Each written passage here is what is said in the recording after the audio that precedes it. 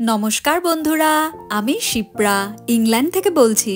বিলেতি বঙ্গিনীর একটি ব্লগে আপনাদের সবাইকে স্বাগত। আমিও তাই ভাবছিলাম, আমার বর একা একা বাজারে যাবে আর ব্যাগ থেকে 2-1 পিস ডার্ক চকলেট বেরোবে না, তা কি কখনো হয়? যাই হোক, যে জিনিসটা আপনাদেরকে দেখাচ্ছি সেটা সত্যি আমার জন্যও প্রথম দারুণ অবাক করা লাগতো। সেটা হচ্ছে এই বেবি পিনাটস। এইগুলো হচ্ছে ছোট ছোট ওই পুঁইশাকের পাতা।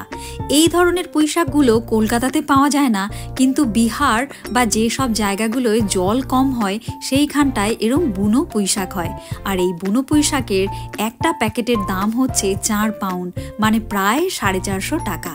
আর এই দেখুন, আমার বর আজকে আমার কৃষ্ণের জন্যে সেই প্রসাদ খুঁজে নিয়ে এসছে। আমি তো দেখে একদম খুশি।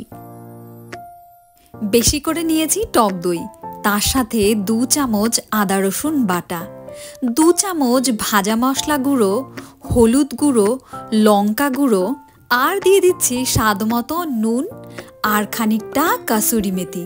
কাসুরি মেথিটা একটু চটকে নিতে হবে। দিয়ে দিচ্ছি খানিকটা জোয়ান। এই জোয়ানটা না আমি এক হাতে চটকে চটকে দিচ্ছি, আপনারা 2 হাতের মাঝখানে তালুতে রেখে ভালো করে মলে দিয়ে দেবেন, যাতে ওর ভেতরের লাম্পসগুলো আর না থাকে, সমস্ত দানাগুলো যেন ছাড়া ছাড়া হয়ে যায়, আর গন্ধটাও কিন্তু তখন দারুণ সুন্দর বেরোয়। আর দিচ্ছি হাফখানা লেবু। দেখুন, লেবুটা ফ্রিজে থেকে থেকে কেমন শুকিয়ে গেছে, চটকাচ্ছি তাও রসের নামগন্ধ নেই। এবার সব কিছু সুন্দর করে মিশিয়ে নেব। বাজার থেকে তন্দুরি চিকেন কিনে আনলে তাতে এত বেশি ওই বাটার দিয়ে দেয়, তাই জন্য আমার ভালো লাগে না। বাটার যেন চুয়ে চুয়ে পড়ে, তাই ভাবছি বাড়িতেই একটু বানিয়ে ফেলি। আগেও একদিন বানিয়েছিলাম, সেদিনও ভালো লেগেছিল, আপনাদের সাথে শেয়ার করা হয়নি, তাই আজকে আবার বানাচ্ছি।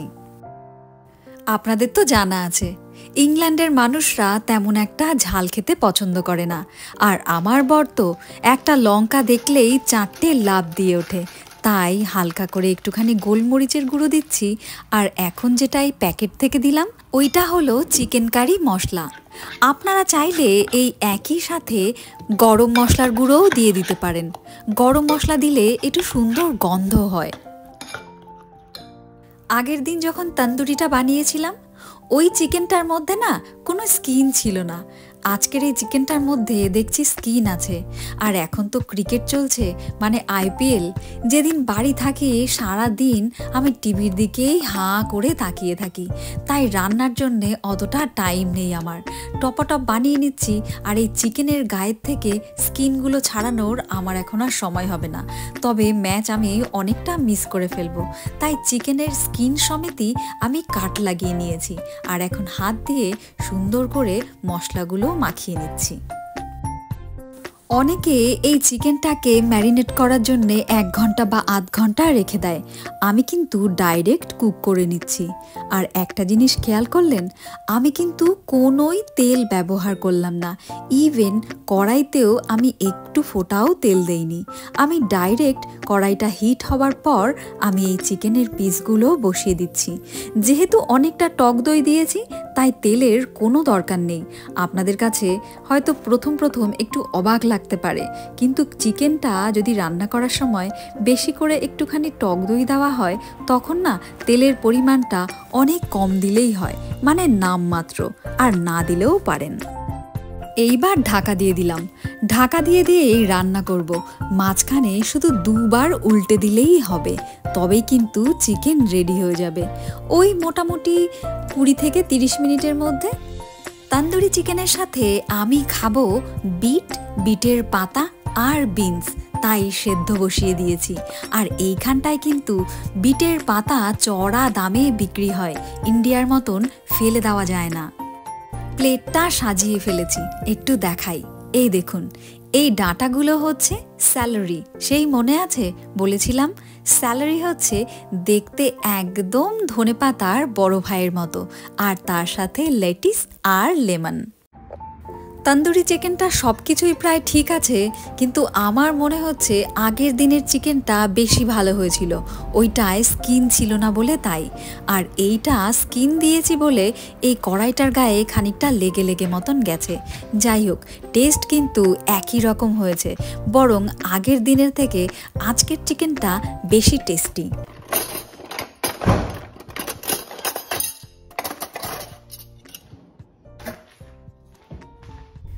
আজকের দিনটা যাই হলো হলো, কিন্তু নেক্সট টাইম যখন আবার আমি তন্দুরি চিকেন এইভাবে বানাবো তখন আমি আর স্কিনটা দেব না। কিন্তু স্কিনটা দেওয়ার জন্যই কিন্তু আজকে চিকেনটা দেখতে খারাপ হলেও খেতে বেশি ভালো হয়েছে। আমার মা, বাবা আর আমরা তিনজনই ক্রিকেটের বড্ড পাগল। আমার বাবা যখন বেঁচে ছিলেন আমার মনে আছে, বাবা বলতো এইখানটায় বসে থাকবি, একটা সিক্স মেরেছে মানে এইখানটা ভালো পজিশন, তুই এখানে বসে থাকলেই সিক্স মারবে। সত্যি সেই সব দিনগুলো খুব মিস করি। আমাদের বাড়ি থেকে মাত্র 1 ঘন্টার দূরে। চলুন ইংল্যান্ডের মধ্যেই এক টুকরো ইন্ডিয়া আপনাদের আজকে ঘুরে দেখাবো, যেখানটায় গেলে আপনাদেরকে একদম মনে হবে না যে এটা আমি ইংল্যান্ডে আছি, মনে হবে একদম ইন্ডিয়ার কোনো শহরে বসে আছি। স্পেশালি মনে হবে এটা পাঞ্জাব। রাস্তায় হাঁটতে হাঁটতে হঠাৎ দেখি ঘাসের মধ্যে এই ময়ূরের পেখমটা পড়ে আছে। আমি তুলে নিয়েছি টপাটপ, আর এইটা ভাবছি আমার মন্দিরের ওপরে আমার ঠাকুরের পাশে এটা রেখে দেব। আমার ঠাকুর দারুণ খুশি হবে। এখানকার মানুষরা কিন্তু বাড়িতে কোনো কিছু পুরানো হয়ে গেলে বাড়ির বাইরে বার করে দেয়, সেটা যা খুশি তাই হতে পারে। শুধু পুরানো জিনিস নয়, ভাবুন ঘরে একটা টিভি আছে, আবার নতুন একটা ভালো মডেল উঠলো আর তার সেটাই পছন্দ হলো, তখন সে পুরানোটা কোথায় রাখবে? তখন বাইরের বাইরে বার করে দেয়। এখানকার রিলেশনশিপগুলোও কিন্তু একই রকম, মানে কিছুদিন পর যদি বউকে বরকে ভালো না লাগে সেও তাকে বাড়ির বাইরে বার করে দিতে পারে, আবার বরকে যদি বউকে ভালো না লাগে সেও তাকে বাড়ির বাইরে বার করে দিতে পারে। যাই হোক, তাই বলে এই গাড়িটাকে কিন্তু ভাববেন না, এই গাড়িটা রাখা আছে সেলের জন্যে। যদি কেউ কিনতে চায় তবে এই গাড়িটা কিনে নিতে পারে। দাম দেওয়া আছে 6,500 পাউন্ড, মানে প্রায় ওই 7.5 লাখ টাকার মতো। অবশেষে আপনাদেরকে নিয়ে চলে এসেছি সেই ইন্ডিয়ান মার্কেট, যে জায়গাটার নাম হচ্ছে সহ রোড। এই জায়গাটা ছোটোখাটো একটা ইন্ডিয়া বলতে পারেন। এখানে প্রচুর ইন্ডিয়ানস থাকে আর প্রচুর পাকিস্তানিও বটে। এখানকার এত ঘন পপুলেশন যে দেখছি রাস্তা দিয়ে একে অপরের গায়ে হাত লেগে যাওয়ার মতো। আবার এখানটা দুটো গাড়ি হর্নও দিল। সত্যি এইগুলোই আমার কাছে এখন অড লাগে, কারণ আমরা তো থাকি গ্রামের দিকে, গ্রামের দিকে মানুষজন খুব কম আর গাড়ি ঘোড়া সাউন্ডও তেমন একটা পাওয়া যায় না, তাই এই দিকটা যেন কেমন একটা লাগছে।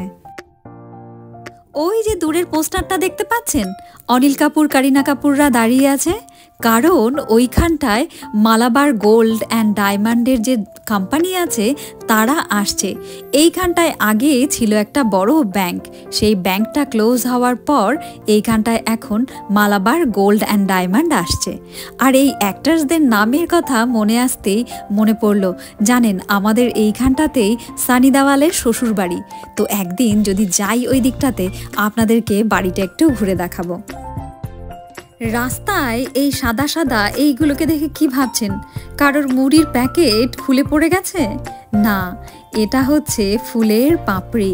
পুরো রাস্তাটা জুড়ে কত সুন্দর ফুলের পাপড়ি ছড়িয়ে আছে দেখুন। ইংল্যান্ডে এখন ফুলের সময়। এই ফুলগুলো ঝরে যাবার পরে গাছে ছোট ছোট কচি কচি পাতা আসতে শুরু করবে, আর তারপরে হবে ফল। ইংল্যান্ডে কিন্তু অন্য নিয়ম, সবার আগে গাছে কচি পাতা আসে না, আসে ফুল, তারপরে আসে পাতা, তারপরে ফল। কিন্তু একই নিয়ম যে প্রতিটা গাছের জন্য প্রযোজ্য তা কিন্তু নয়, কিন্তু অধিকাংশ গাছের সাথে এরকমই হয়। এই গাছটাকেই দেখুন, যে জায়গাটায় কচি পাতা এসে গেছে সেইখানটায় কিন্তু ফুল নেই, তার মানে ওখানটায় ফুল ছিল, সেগুলোই ওই নিচে ঝরে পড়েছে। আর এই জায়গাটাতে ফুল আছে বলে পাতা ভালোভাবে এসে পারেনি। কচি পাতাগুলোকেও কিন্তু দারুণ সুন্দর লাগে। দেখুন একদম সবুজ। আবার এই গাছটা দেখুন, এই গাছটাতে কিন্তু সবে ফুল আসতে শুরু করেছে, একটা পাতারও চিহ্ন মাত্র নেই।